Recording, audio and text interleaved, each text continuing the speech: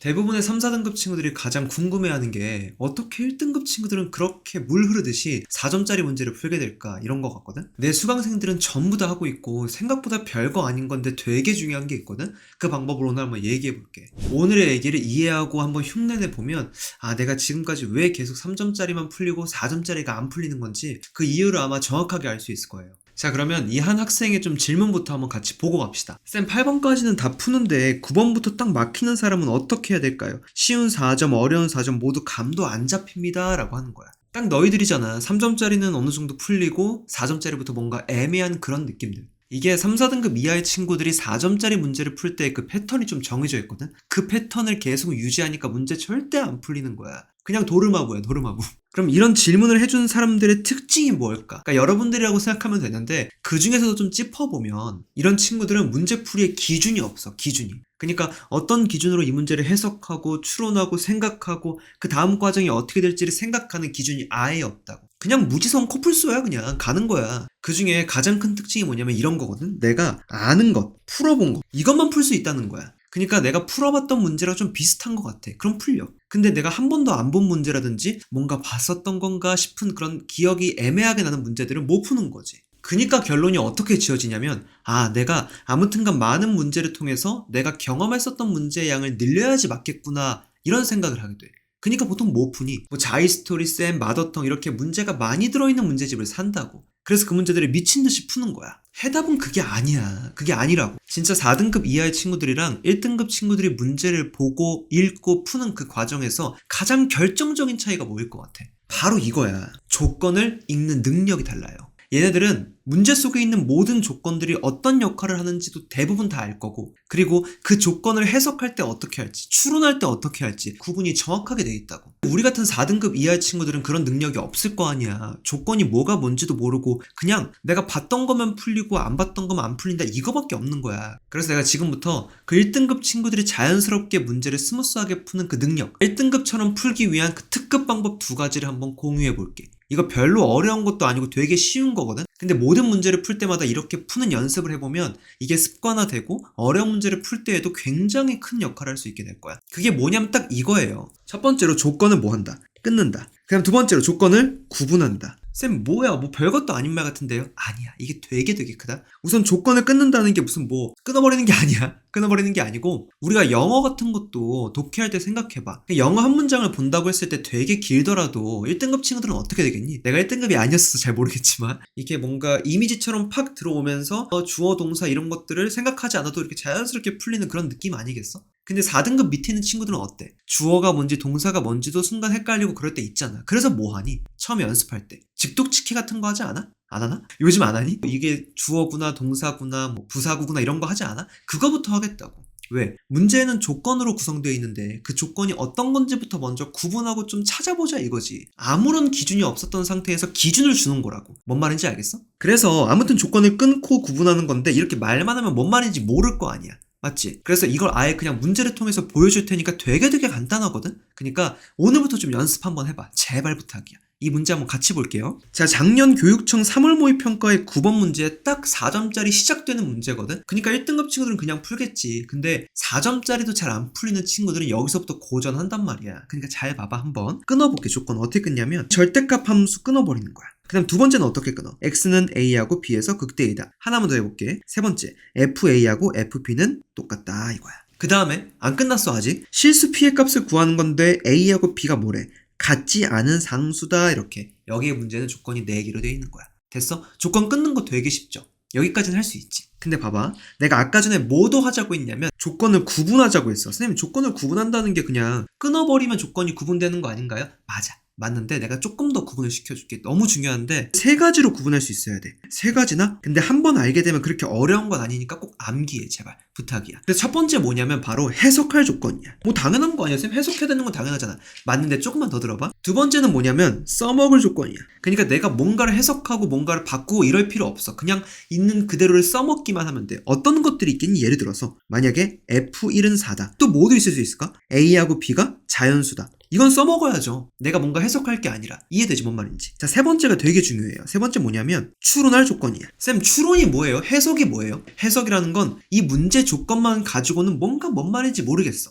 그러니까 내가 알고 있는 것들로 바꾸는 걸 뜻해. 어려운 거 아니죠? 근데 추론이란 건 뭐냐면 이게 맞을까 저게 맞을까 이런 케이스가 나오는데 이 중에 뭐가 정답일까라고 생각하는 거야. 그렇게 정답을 내는 과정이 보통 추론하는 과정이라고 생각하면 돼.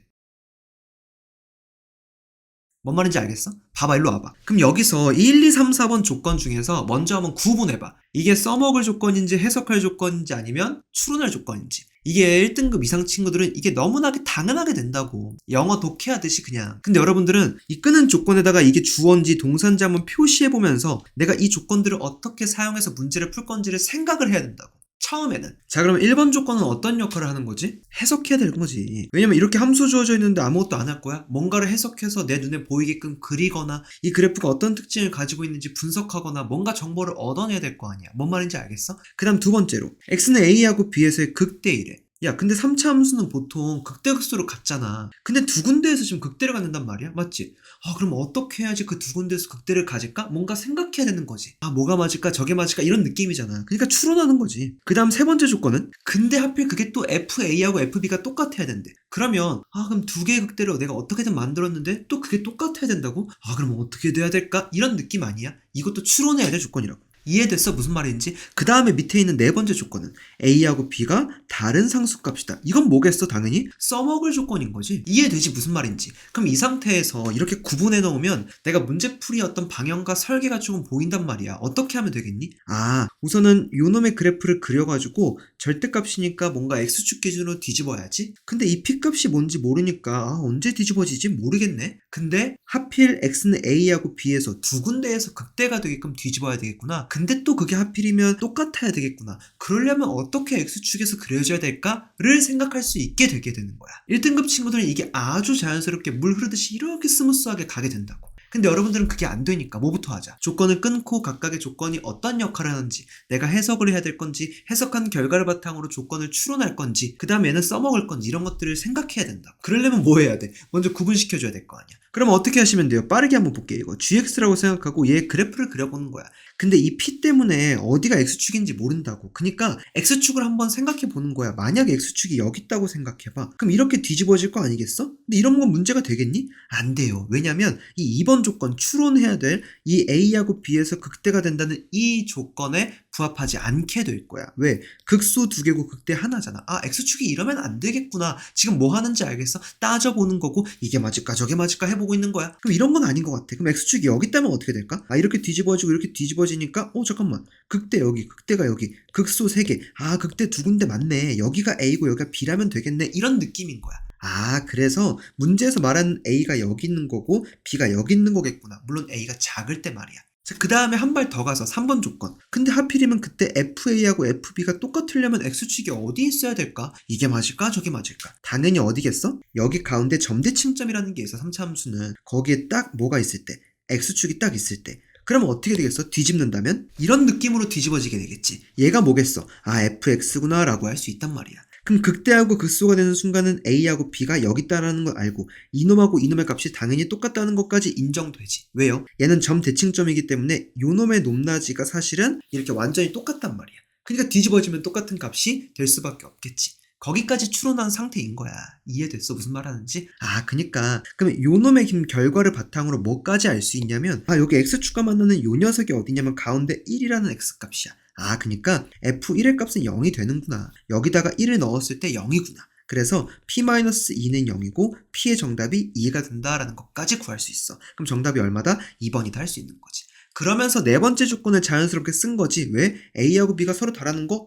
인정됐어 라는 것까지. 그렇게 문제를 완벽하게 풀 수 있어야 돼. 근데 이런 기준 없이 풀잖아? 그러면 이거 그리다가 말다가 근데 왜 극대가 두 개지? 이러고 있다가 근데 이게 똑같은 게 뭔 말이야? 갑자기 왜 똑같은 거지? 이러고 있게 된다고. 이게 진짜 좋은 게 뭐냐면 우리가 문제에서 틀리게 되면 뭐 때문에 틀렸는지를 잘 몰라서 해설지를 어떻게 해? 그냥 만화책처럼 읽어요.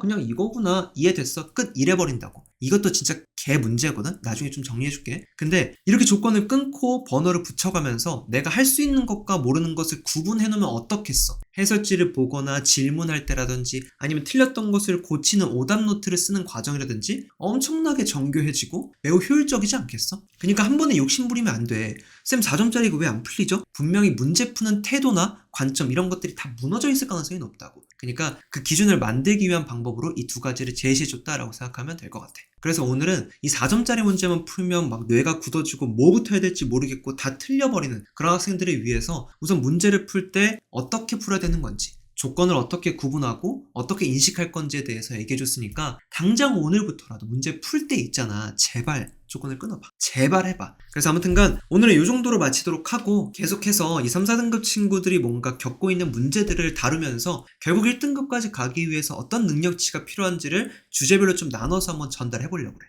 긴 시간 듣느라 고생하셨고 우린 다음 영상에서 봅시다.